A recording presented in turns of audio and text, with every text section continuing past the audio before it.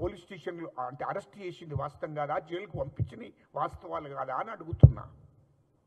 ఇంకా ఇంతకన్నా రుజువేం కావాలి మీకు? ఎవరన్నా మీ ప్రభుత్వంలో ఎవరన్నా బయటకు వచ్చి మాట్లాడే పరిస్థితి ఉందా? లేదే. హరీష్ రావు గారు మా మంత్రి మీద, మా ఎంపీ గారి మీద, పెద్దపల్లి పార్లమెంట్ ఎంపీ గారి మీద, మా మంత్రి మీద దాడి చేయడానికి సుమన్ గారి ఉన్నటువంటి అక్కడ ఉన్నటువంటి అనుచర వర్గాన్ని తీసుకుపోయి దాడి చేయడానికి ప్రయత్నం చేస్తే, మంత్రి గారి మీద దాడి చేస్తే కరెక్టేనా? ఎంపీ గారి మీద దాడి చేస్తే కరెక్టేనా? మరి దాని మీదనే పోలీసులు చట్టపరమైన చర్య తీసుకుని దాన్ని గంగోలు పెట్టి ఇది న్యాయమని అడిగితే ఇది ప్రజలకు తెలుసు కదా. అంటే ఒక మంత్రి మీద దాడి చేయవచ్చా? మరి ఒక ఎంపీ గారి మీద, పెద్దపల్లి పార్లమెంట్ ఎంపీ మీద దాడి చేయవచ్చా? వివేక్ గారు మంత్రి గారి మీద దాడి చేయవచ్చా? కాబట్టి అక్కడ పోలీసు చట్టం చేసుకుంటూ పోయింది. చట్టపరమైన చర్య తీసుకున్నారు, జైలుకు పంపించారు. అక్కడ మీడియా చూపించింది కదా, మీడియాలో చూస్తున్నారు కదా మరి అది వాస్తవం దాడి చేయడానికి పోతే మరి దాడి చేసి ఆయన మీద దాడి చేస్తారా, కొడతారా? మరి అంటే మీరు కొడితే దాడి చేస్తే కూడా నోరు మూసుకొని కూర్చోవాలా? అది కరెక్ట్ కాదు. కనీసం మీ పరిపాలనలో ప్రెస్ మీట్ పెట్టి మాట్లాడితే, ఆ 10 ఏళ్లలో 2014 నుంచి 2023 దాకా ప్రెస్ మీట్ పెట్టి మాట్లాడితే లోపటేయించారు. ఇప్పుడు ఏకంగా దాడి చేయడానికి వచ్చాడు మంత్రి గారి మీద, ఎంపీ గారి మీద. కాబట్టి వాళ్ళని అరెస్ట్ చేశారు, జైలుకు పంపించాడు. తప్పేముంది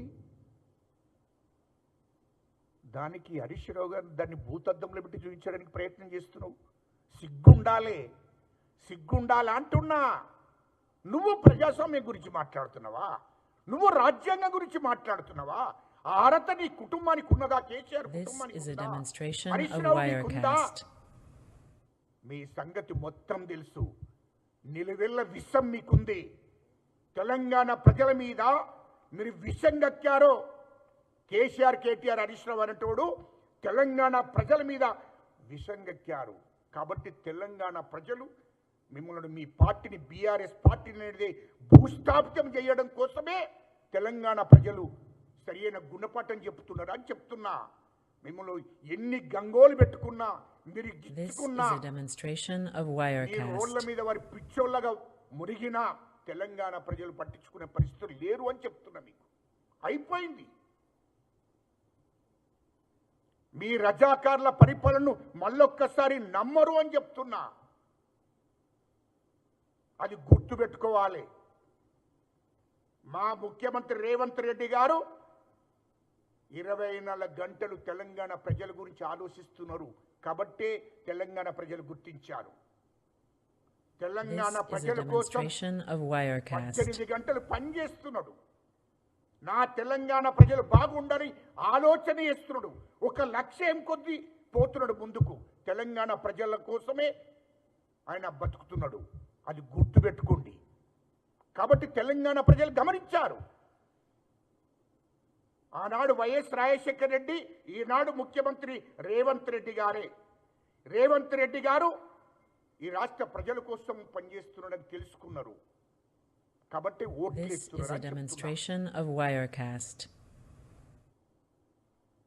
ఇక ఆర్ఎస్ ప్రవీణ్ గారు మాట్లాడుతున్నారు. ఆర్ఎస్ ప్రవీణ్ గారు మాట్లాడితే తెలంగాణ ప్రజలు నవ్వుతున్నారయ్యా. ఆర్ఎస్ ప్రవీణ్ గారు మీకు నవ్వుతున్నారయ్యా ప్రజలు. సిగ్గు లేకుండా మాట్లాడకాయను. అసలు నువ్వు ఎందుకు మాట్లాడుతున్నావో నాకు అర్థం కాలే. ఒకసారి పాత రికార్డులన్నీ చూసుకోవయ్యా. అన్ని ఛానళ్ళలో వచ్చారు. నువ్వు ఎట్లా మాట్లాడుతూ ఏందయ్యా నాకు అర్థం కాలే.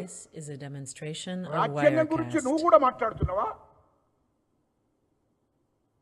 ఎన్కౌంటర్లు చేసి చంపేసినటువంటి నువ్వు తెలంగాణ ప్రజల గురించి మాట్లాడుతున్నావా?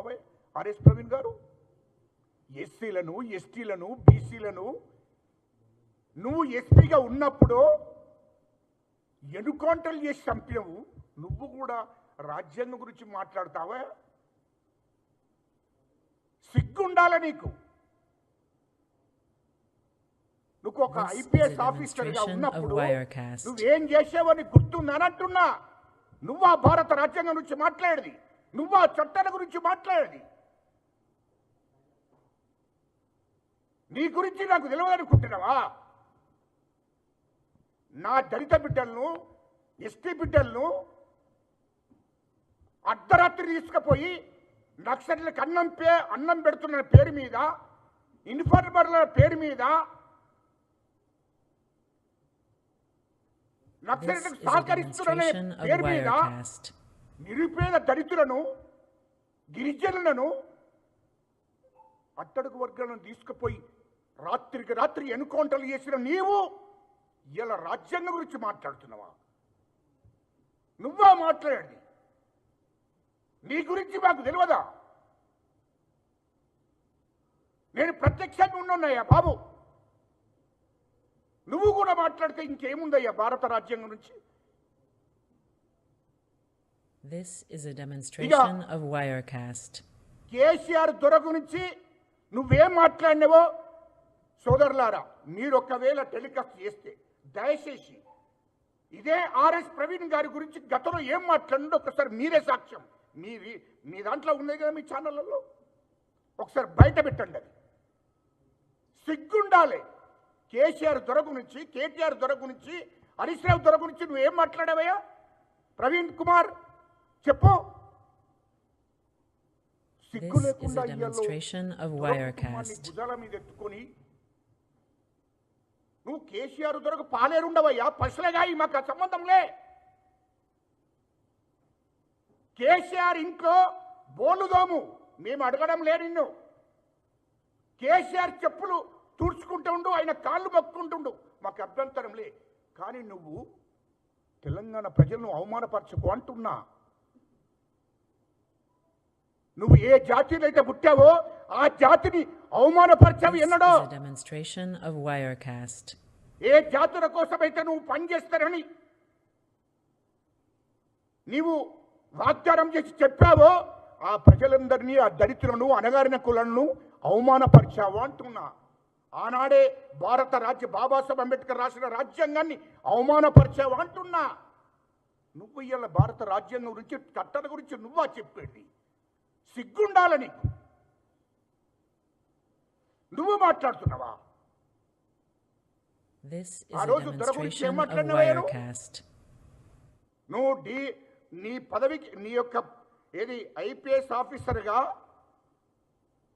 రిజైన్ చేసి బయటకు వచ్చి బీఎస్పీ పార్టీలో ఏరినప్పుడు, బీఎస్పీ పార్టీ రాష్ట్ర అధ్యక్షుడిగా ఉన్నప్పుడు ఏం మాట్లాడవేను? కేసీఆర్ దొర రాజరిక పరిపాలన నడిపిస్తున్నాడు, కేసీఆర్ దొర నిజాం పరిపాలన నడిపిస్తున్నాడు అని చెప్పి ఈ దొర పరిపాలన అంతం చెయ్యాలి. కాళేశ్వరం ప్రాజెక్టులో 1,00,000 కోట్లు మింగిండు, రాష్ట్రాన్ని మొత్తం దోసేస్తున్నాడు కేసీఆర్ దొర, కేటీఆర్, హరీష్ రావు. ఈ దొరల పరిపాలన అణిసివేయాలి, ఈ దొరల పరిపాలన తుదముట్టించాలని చెప్పినటువంటి ప్రవీణ్ నువ్వు ఏం మాట్లాడుతున్నావు అంటున్నా. నువ్వే కదా ఈ మాటలు చెప్పింది, నువ్వు చెప్పిన మాటలే చెప్తున్నా నేను మీడియా ముందట. నేను కొత్తగా చెప్పేది ఏంలే. నువ్వు ఐపీఎస్ ఆఫీసర్గా ఉండి నువ్వేం మాట్లాడినావో గుర్తు తెచ్చుకో.